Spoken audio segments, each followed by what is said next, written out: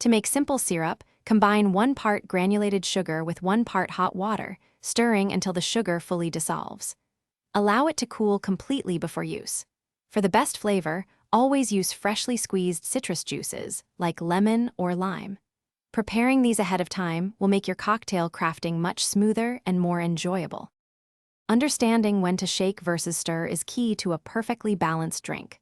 For cocktails containing fruit juices, cream, or eggs, you'll want to shake them vigorously for about 15 seconds with plenty of ice. This aerates and chills the drink. Spirit-forward cocktails, like a classic martini or old-fashioned, should be stirred for around 30 seconds to achieve proper dilution and a silky texture. Always use fresh, quality ice. Finally, let's talk about the finishing touches, garnish and presentation. A simple garnish, such as a citrus twist, a maraschino cherry, or a fresh herb sprig, can significantly elevate your cocktail's appeal. Selecting the right glassware also enhances the drinking experience, making each sip more enjoyable.